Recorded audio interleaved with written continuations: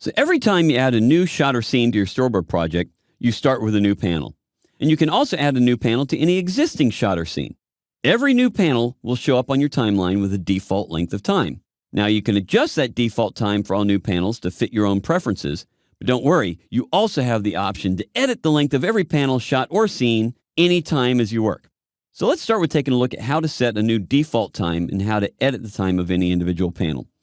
So let me show you.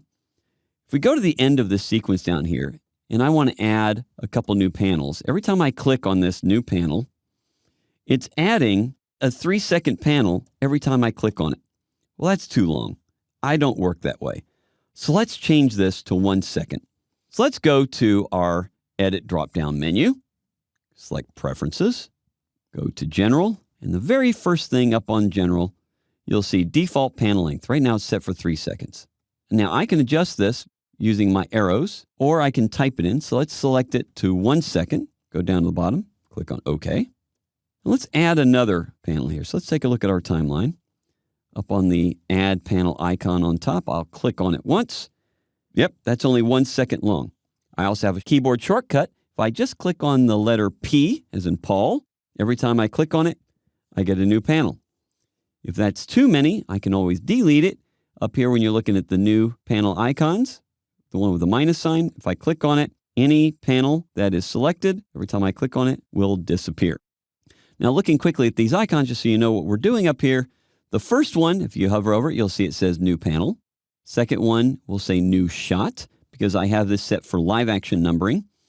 You will not see the New Shot icon if you're in animation, because there are no shots animations, just scenes.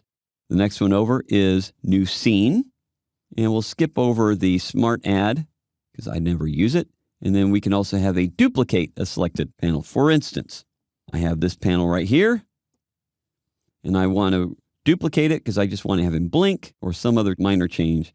I just hit the duplicate, and it takes it, duplicates it, copies it over, and I can make whatever changes. Let's say for now, I just want to get rid of his eyes, so I can just erase his eyes quickly there. So as I go back and forth between them, it's a lot easier than having to redraw it. Now, to edit the time of an existing panel, so if I want to adjust this first panel here, I hover over the right-hand side, and you see I get the double arrow icon. If I click and drag, if I drag it to the right, it makes it longer. If I drag to the left, it makes it shorter. Now, notice a black box shows up right next to it. So the number on the left is the total length of that panel. In this case, it's 1:09, 1:08. In parentheses, the number is how much longer or shorter this is going to be. The plus means I've now added 13 frames. If I drag to the left, now it shows I'm about to make it shorter by 8 frames. I'll let go. It's the new length. That length also shows up here in our panel tab. See next to duration. Currently, it's 12 frames long, that panel. I can use my arrows and make it longer 1 frame at a time every time I click it. And you see the timeline grow every time I click it. Or I can also type in a number. Let's make it a second longer. I'll type in a 1 and then hit enter. And watch what happens on the timeline. I hit enter and it gets to be a second longer that fast. So I can adjust this and keep readjusting it as often as I want. It's very quick and easy. Now, everyone prefers working a different way. And Storyboard Pro makes it very easy for you to adjust your defaults, like the duration of a new panel, to fit how you like to work. And then editing the length of any shot or panel as you work is as easy as click and drag.